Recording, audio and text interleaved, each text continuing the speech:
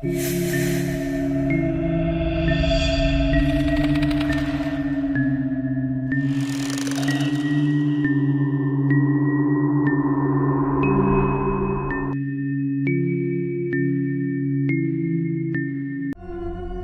name isn't Rian, and I'll never tell you where I work. Let's just say my job is being a night watchman for electronic spies. For 7 hours, from 11 p.m. to 6 a.m., my life is nothing but monitors, zoom buttons, and thick silence.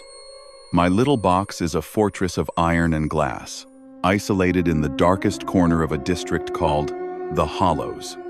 And this is where it all began, at 78 Dead End Street. Dead End 78 is no ordinary street.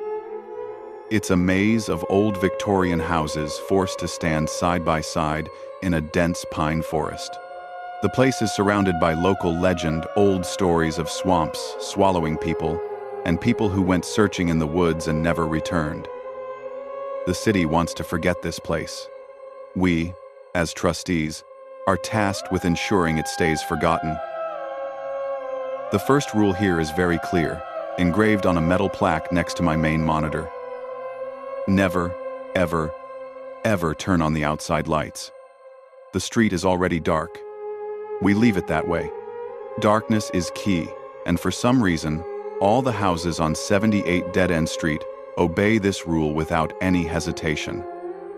The windows are always covered with thick curtains, even in the heat of the day. That night was my first shift alone. It was cold, even though the thermostat was normal. On the large screen in front of me, cameras 1 through 8 presented a gritty black and white scene, like something out of a worn-out 1,980 seconds horror movie. The clock read 1:45 a.m. The silence was torturous. It wasn't a calming silence. It was a waiting silence. I could hear the faint hum of my server's cooling fan, and that was all. Outside, there were no animal sounds. No wind rustling the forest seemed to be holding its breath. I was sipping my cold coffee when my eyes fell on camera 4. It was the most difficult, facing the back of Property 12, an abandoned house notorious for its tragic history. At first, I saw nothing. Just a crumbling wooden fence, a dense rhododendron bush, and a poorly maintained backyard, covered in a thin layer of the ever-present fog. But then, amidst that fog, I saw it. It wasn't a fast-moving shadow, not a glitch on the monitor. It was a pair of feet, bare feet, pale and dirty, covered in dried mud up to their ankles. My heart skipped a beat. This was against the rules. Nothing was allowed on Property 12. I immediately clicked the digital zoom button. The image was blurry, pixelated, but the detail was unmistakable. The feet walked very slowly, with an unnatural tempo, as if each step was measured by a broken hourglass. They stopped right in the middle of the courtyard, under the shade of an old, bent tree. I followed the feet up to the body of its owner. And here's where the real chill hit me. The body was bent backward. It wasn't standing upright. The figure was arched backward so that its spine formed an impossible arc. Its head, covered in long, wet black hair, nearly touched its hips. Its hands, also long and thin, dragged along the ground, resembling broken walking aids. The figure didn't move, just stood there, frozen, defying all laws of anatomy. I had to report it, but something held me back. Pure fear, a mix of curiosity and terror, pinned me to the chair. I forced myself to click the fine-tune button on camera 4's monitor, trying to sharpen the image. The figure looked like a woman, wearing a faded and dirty white evening gown. I reached for the walkie-talkie, my finger on the call button. But before I could press it, the figure did something that made my blood stop flowing. She turned her head. The head spun 180 degrees backward, soundlessly cracking its neck. Its black hair fell forward, covering its back. And then, through the coarse hairs of the black and white feed, I could see its face. Its face, though blurry, wasn't that of a skull or a rotting corpse. It was a well-preserved face, with wide, sunken eyes fixed directly on the camera lens, at me. In the utter silence of the surveillance cabin, I could have sworn I heard something. Not a sound from outside, but from the monitor speakers connected to camera 4. A wet breath, heavy, deep, like someone suffocating in swamp water. I froze. The figure didn't move anymore. Only a pair of blank eyes stared at me through the distance and the cables. I dropped my walkie-talkie. I stared at the screen, terror clogging my throat. I knew, rationally, it was just black and white camera footage. But those eyes, the way they stared straight ahead, as if they knew I was there, knew I was watching. I closed my eyes, counted down to 10, thinking it was just a hallucination caused by cold coffee and lack of sleep.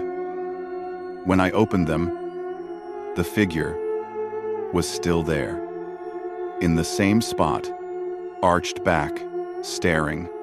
I gathered my courage, took a breath, and pressed the emergency record button. At least I would have proof before I went insane. Just as the button clicked softly, the figure on the screen smiled. The smile wasn't joy. It was a grin too wide, stretching from ear to ear, tearing his face into a gaping wound. And from the monitor, the wet breath turned into a muffled, cold, and very close giggle. I knew I had to report it. I knew I had to run. But I could only sit there, glued to the monitor, aware that something on Dead-End Street 78 had now noticed my presence. The woman moved with impossible speed, running upside down toward my observation cabin. In the light, I saw her clearly. Her pale skin now looked as if coated with dark, wet moss. Not just dirt. She wasn't human. She was something that had grown out of the swamp on Dead-End 78. I tried to call out to the center, but my voice was choked. The figure was already in front of the glass. She gripped the thick glass of my cabin, leaving 5 deep, perfect nail scratches. I could see them, wet, black blood beneath her muddy nails. He turned his head and, with a cold hiss, pierced the glass. "You shouldn't see us. We're outside the light." The spotlight went out. The monitor went dark. There was complete silence, and I just sat there frozen in my chair. I don't know how long I was trapped in that darkness. Maybe a minute, maybe an hour. When I managed to find my flashlight, I turned it on. On the glass, where the figure had been gripped, there were no cracks, but there were 5 deep, perfect, vertical scratches. I glanced at the digital clock on the main monitor. 5:45 a.m. I exited the cabin. I didn't mention the figure or the child I'd seen, only reporting the fatal electrical glitch to the technicians who had arrived. As I drove away from Dead-End 78, I felt a strange pain in my left arm. I rolled up my jacket sleeve. On the skin of my left arm, just above the wrist, were 5 deep, red, and still bleeding vertical scratches. They were exactly the same as the scratches on my cabin window. But this was the most terrifying part. Around the wound, my skin now had a dark green pigmentation, just like the moss that coated the figure's skin under the spotlight. The scar wasn't just a grip mark, it was a contamination mark from Dead-End 78. I never went back to that job. I don't know what I saw, but I know I was contaminated. I didn't sleep that night. I sat in my own house, in front of the dark bedroom window. I waited for the digital clock on my phone to show 2 a.m., the time he started crawling. I wasn't waiting for the surveillance to end. I was just waiting for my turn to be seen.